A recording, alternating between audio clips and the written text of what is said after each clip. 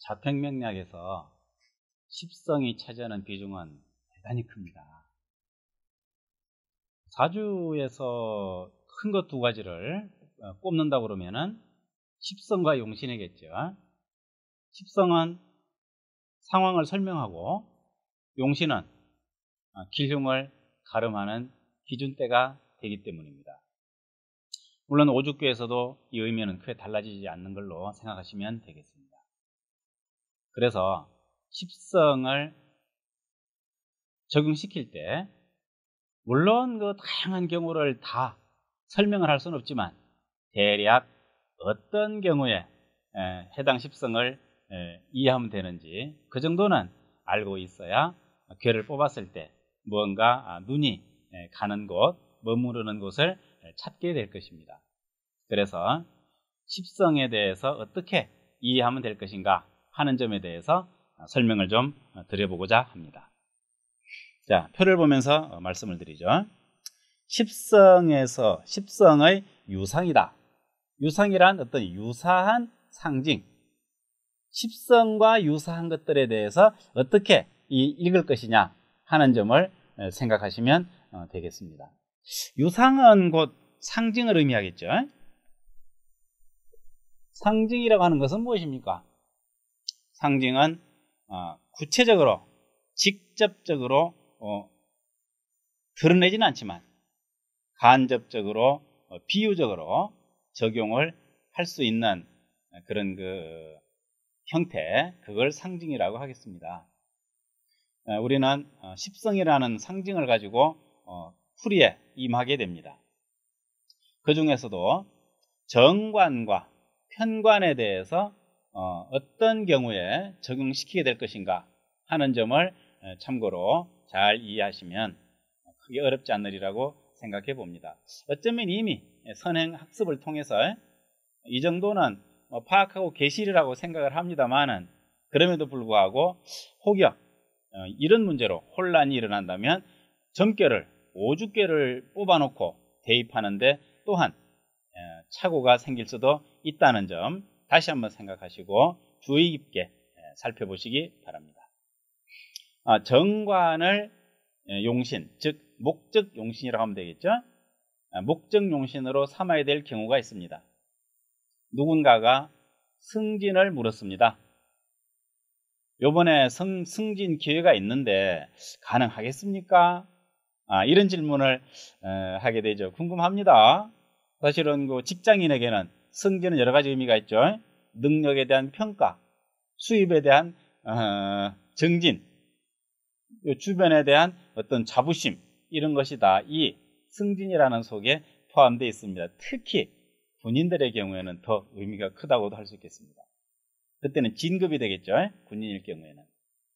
이렇게 기관에서 어떤 영향을 줄 것인가 하는 점을 물었을 때, 승진을 물었을 때 정관이 목적 용신이 되겠습니다.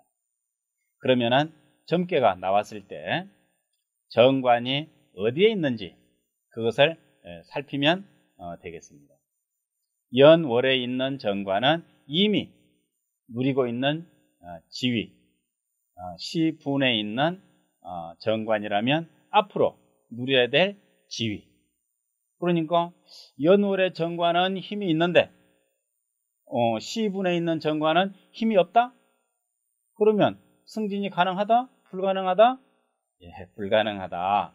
오히려 승진 반대가 뭡니까? 좌천이라고 그러죠. 직장인들 경우에. 좌천. 지방발령 이런 식으로 뭔가 원치 않는 그런 어떤 상황에 처할 수도 있을 것입니다. 그것은 이제 해석에 들어가게 되면 정관의 동태를 보고 판단하지만 승진을 물었을 때는 정관을 봐라. 이것이 포인트가 되겠습니다. 임명도 어딘가에 명을 받는 거죠. 그러면은 또한 정관이 되겠습니다. 국가가 되었건 회사가 되었건 적어도 나에게 월급을 주는 그 대표의 입장에서 나에게 무언가를 준다면, 명한다면 그것은 바로 정관이 연관되는 자리라고 보면 되겠습니다. 그런가 하면 취직도 또한 마찬가지겠네요. 사실은 다 같은 선상에 있죠. 승진이나 임명이나 취직이나 이러한 질문을 받았을 때는 바로 정관을 찾으러 갑니다. 정관이 없다면 점괘 논할 게 없는 거죠. 아마 뭐 그런 경우는 잘 없습니다. 경험을 통해서 바라보면. 즉 누군가가 취직, 임명, 승진을 물었을 때는 반드시 오죽게 어딘가에 정관이 나타나 있는 것을 항상 접하게 되니 미리 그런 걱정은 안 하셔도 되리라고 봅니다. 물론 간혹 없다면 없는 대로 또 해결점은 찾을 수 있겠죠. 특히 정관은 여성에게는 남편, 결혼 이런 관련이 되겠습니다. 결혼 물어도 정관, 남편을 물어도 정관을 살펴봅니다. 남편이 어떤 일에 연루가 됐다. 그럼 정관을 보고서 상황을 유추해야죠. 정관이 뭘 보고 있는지, 뭘 만났는지, 그걸 받았는지, 뭘 생해주고 있는지, 그걸 하고 있는지 이런 거에 따라서 해석은 또 여러 가지가 나올 수 있겠습니다. 그런가 하면 공문서가 뭐겠습니까? 국가기관에서 공식적으로 보내준 문서 이런 것들은 다 정관에 해당이 됩니다. 책임을 져야 될 일도 정관입니다. 가령 이런 경우죠. 남성의 입장에서 자녀와 연관된 거 다 책임 문제죠. 보호자, 아버지라는 존재가 됐을 때 책임을 져야 될 일이 생기게 됩니다. 그런가 하면 국가기관에서도 책임을 져야 될 부분에 대해서는 다 정관으로서 유추하면 되겠습니다. 결과적으로 정관이라는 요 하나의 십성이 맡아야 될 일은 뭐 무지하게 많겠죠. 여기서는 간단하게 몇 가지만 대표적으로 예를 들었습니다만은 생각해보고 책임져야 될 부분들, 국가와 연관된 부분, 직장에서의 상사와 연관된 부분 이런 것들을 봤을 때 여성에게 결혼이라든지 남편에 관한 부분 이런 것들은 전부 다 정관을 대표, 목적, 용신으로 놓고 풀이를 해나가면 되겠습니다. 정관과 비슷하지만 다른 게 편관입니다. 사주를 대입할 때는 정관, 편관 크게 구분하지는 않습니다. 나를 극하는 거로서 음양만 다르다고 이해를 하면 되죠. 여기서 오죽괴이기 때문에 비슷하게 볼 수 없는 그런 현상이 발생합니다. 편관은 전혀 정관과 다른 의미로 대입이 되기 때문입니다. 편관을 보통 우리 다른 말로 하면은 살이라고 하죠. 살. 그래서 7살이기 때문에 살이라고 하는데 죽인다는 얘기 아닙니까? 나를 죽인다. 물론 뭐 역마살, 도화살도 살이지만 그거 신살이 아니고 그냥 우리가 십성 명칭 중에서 관, 살 이렇게 말하잖아요. 즉 오죽괴에서 편관이 나와서 좋을 일은 없다. 이렇게 단정해도 좋을 정도로 편관 보기를 꺼려합니다. 자, 내용을 한번 볼까요? 군복무 같은 거. 자, 군복무에 대해서는 내 개인적인 요구, 개인적인 희망사항은 거의 무시된다고 봐도 좋겠죠. 그곳은 바로 편관이 법의 기준이 되는 현장이기 때문입니다. 질병은 어떻습니까? 질병에게 대항하기가 참 어렵습니다. 그래서 무조건 질병이면은 병을 얻었을 때에는 병원으로 가야죠. 뭐 덜어는 감기 같은 경우에 뭐 고춧가루 콩나물국에 풀어서 먹고 일주일 있으면 낫는다. 맞긴 맞습니다. 여하튼 고통을 준다는 거죠. 그다음부터 감기일지라도 뭐 감기도 잘못 걸리면은 뭐 생명이 끝나기도 하죠. 이런 것을 물었을 때, 질병을 물었을 때, 군복무를 물었을 때 정관을 보지 말고 편관을 봐라. 이런 이야기를 할 수 있는 거죠. 다만 군에서 승진을 물었을 때에는, 진급을 물었을 때는 당연히 정관으로 봐야 됩니다. 일반 사병일 경우를 생각하면 되겠습니다. 사병은 목적이 뭐겠습니까? 사병의 목적이 물론 계급도 올라가긴 하지만 최종 목적은 제대하는 거죠. 옷 벗는 겁니다. 얼른 제대하고 자기의 본래의 일로 돌아가는 거죠. 그렇기 때문에 이런 입장에서는 군대란 평관일 뿐이라는 얘기입니다. 희망이 없다는 얘기죠. 어찌 보면 뭐 할 수 없습니다. 이 징병제가 현실인 이 대한민국에서는 어쩔 수 없이 군복무는 평관이다. 만약 직업군인이 된다면 그때는 다른 얘기가 됩니다. 그때는 다 정관이 될 것입니다. 직장이니까. 그렇지만 군대는 직장이 아닙니다. 복무하는 것이지. 해서 군복무는 평관으로 본다. 우리 아들이 군대 갔는데 그러면 평관 상태를 봐야죠. 평관이 힘이 없으면 별일 없을 것이고, 평관이 독이 올라 있으면, 생을 받고 있으면 애로가 많겠네요. 이런 식으로 관찰하는 거는 이제 상황 따라서 판단하시면 되겠습니다. 질병도 아주 급성 질병, 이런 것이 특히 해당이 됩니다. 뭐 당뇨병도 무섭긴 하죠. 평관 같은. 그렇지만은 더 급하게 뭐 식중독이라든지 아주 그 장티푸스 같은 이런 질병들, 전염병, 사스 이런 질병들은 특히 편관의 동태를 보고 답을 찾을 수가 있겠습니다. 이것이 바로 목적 용신을 뭘로 볼 것이냐 하는 데 대한 하나의 기준이 되겠습니다. 살입니다. 빚쟁이, 무슨 일이 있어서 사정을 해가지고 돈을 빌어다가 썼습니다. 돈은 썼지만 남아있는 것은 빈 문서죠. 그걸 갚아야 되는데 갚을 형편이 안 됩니다. 그때 빚쟁이는 호랑이로 변하는 거죠. 뭐 사채, 무슨 사채 돈 준다고들 광고 나오지 않습니까? 줄 때는 참 좋은데 갚지 못했을 때 심각해지는 문제가 생기면 평관입니다.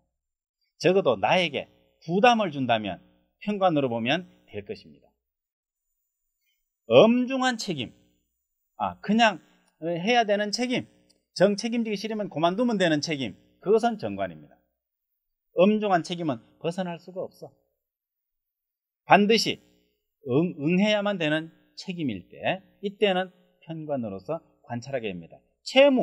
채무도 책임이잖아요. 빚을 갚아야 되는 책임, 이건 피할 수 없죠. 그러면 편관이다. 남편 외의 남자 문제도 편관이다. 남편은 정관인데 합리적으로 인연이 된 거죠. 남편 외의 남자가 있습니다. 보통 연인이라고 그럴까요? 외도, 그렇게 말할 수 있겠죠. 그때 이러한 경우는 편관으로서 관찰을 합니다. 그것도 같은 남자니까 정관 아닐까? 아닙니다. 경우가 다릅니다. 그래서 그런 경우 외간 남자, 이때는 살로, 왜냐? 큰일 날 위험스러운 존재잖아요. 이런 원인이 그 속에 있어서 우리는 유상을 취할 때 외도, 여성에게 있어서의 외도, 그때는 살로 봐야 된다 하는 것을 제시하게 됩니다. 관제라는 것은 뭡니까? 국가기관에서 나에게 뭐 재앙이 발생하는, 무슨 날라오는 거 있죠. 뭐 하다못해 교통 위반해서 날라오는 것도 일종의 관제라고 할 수 있겠습니다. 근데 내 차 가지고 내가 달렸을 뿐인데 카메라에 찍혔습니다. 고지서가 날라오죠. 위반한 속도에 따라서 비용이 나옵니다. 피할 수 없습니다. 그러면은 그건 관제라고 할 수 있습니다. 그렇지만 작은 관제죠. 그거는 내가 책임져야 될 엄중한 책임이죠. 엄중한 책임이긴 하지만 사실은 관제라고 그러면은 더 좀 심한, 법원에서 출두 명령을 받았을 때 관제라고 할 수 있죠. 가령 이제 말을 잘못해가지고 어떤 사람이 뭐 명예훼손이다 이런 걸로 고발을 했다. 그래서 법원에서 출두 명령을 내렸다. 그런 관제입니다. 그래서 관제는 항상 구설과 붙어 다닙니다. 관제, 구설. 적어도 관제란 편관으로 보자. 왜? 국가에 의한 재앙이니까. 정관하고 좀 다른 분위기입니다. 또 그런가 하면 급성질환, 질병과 역시 좀 뭐 같은 맥락이긴 하지만은 특히 긴급을 요할 때, 뭐 물에 빠졌다. 물이 빠지는 질환이라고 할 수는 없겠습니다. 그거는 사고네요. 이렇게 시급한 질병을 논할 때에도 편관입니다. 심근경색, 급성질환이군요. 이럴 경우에 편관으로 대입을 시킨다. 불의의 환란은 뭘까? 예상치 못한 일로 인해서 큰 어려움이 일어나는 겁니다. 그러나 전쟁이 일어났다. 전쟁을 어디로 피난하면 좋을까? 글쎄요, 한가하게 점치고 있을지 모르겠습니다. 그런 상황이라면. 여하튼 이러한 전쟁이 일어났을 때, 환란이 일어났을 때에는 평관을 놓고 관찰해야 됩니다. 집에 있는 게 좋을지 피난 가는 게 좋을지, 뭐 그런 일은 없겠습니다만 혹시 알 수 없죠. 지금 저쪽에 시리아든가 리비아든가, 리비아 요즘 아주 굉장히 혼란스럽습니다. 이때 집에 있으면 좋을까 피난 가면 좋을까? 임진왜란 때 그런 비결이 있었습니다. 피난처가 어디냐? 송한이라. 송하, 피난처를 물었더니 송은 소나무 송자, 솔나무 아래 피해라 이 소리입니다. 불의의 환란을 점쳤더니 솔나무 아래를 찾아라. 그러면 솔나무는 산이네, 산속으로 들어갑니다. 그것도 말됩니다. 그런데 어떤 사람은 그 당시에 또 솔송자가 들어간 사람, 지휘자의 이름을 또 따라서 피한 경우도 있다고 하네요. 산속으로 들어가는 뜻이었겠죠 아마도. 자, 이렇게 점괘에서 환란을 피하는 법이 나와 있습니다. 어떻게 하면 되겠느냐? 우리는 점괘로서 이런 것을 물어볼 수도 있는데, 만약에 그럴 리는 없겠지만 그걸 물었다면 평관으로 본다. 그런가 하면은 남성에게 있어 자녀인데, 여기 앞에 정관도 남성에서의 자녀라고 했는데도 불구하고 여기는 고통스러운 문제가 따릅니다. 자녀가 도둑질을 했다, 강도질을 했다, 뭐 누구를 폭행을 했다. 그래서 오라고 한다, 관제가 발생했다. 이렇게 됐을 때 도리 없이 책임을 져야죠. 엄중한 책임입니다. 고통스러운 문제죠. 또 뭐 자녀가 심한 질병으로, 뭐 백혈병이라든지 난치성 질병으로 힘들어한다면 그것도 편관으로 간주할 수 있겠습니다. 원인은 자녀라는 것이고 그 문제가 쉽게 해결이 안 되겠다는 이런 조짐이 있을 때 편관을 가지고 봐야지, 정관으로만 보는 것은 일반적인 거죠 이야기라고 본다. 정도에 따라서 때로는 정관이 목적용신이 되고 때로는 편관이 될 수도 있다는 점. 이렇게 보면 바로 뭐야, 상징이 왔다 갔다 하네? 그렇죠, 왔다 갔다 합니다. 그러나 그 상황에서 딱 맞는 상징을 취했을 때 명료한 답을 찾아낼 수가 있다는 것을 지금 잘 헤아려 놓으시면 되겠습니다. 그런가 하면 악귀로 인해서 고통받는 경우도 적지 않습니다. 뭐 귀신이 어디 있습니까? 라고 묻는다면 뭐 할 말 없죠. 그 귀신을 드러내서 손바닥에 올려놓고 보여드릴 수는 없습니다. 그러나 이러한 현상이 있다고 전제한다면 그 시달리는 사람은 엄청 고통스럽습니다. 특히 내림굿을 해야 되는데 거절했을 경우, 신을 받지 않았을 때죠. 또는 원한 맺힌 영혼이 밤마다 나타나서 고통을 줄 경우, 이런 것들이죠. 이렇게 힘들 때 점괘를 물어볼 수 있겠습니다.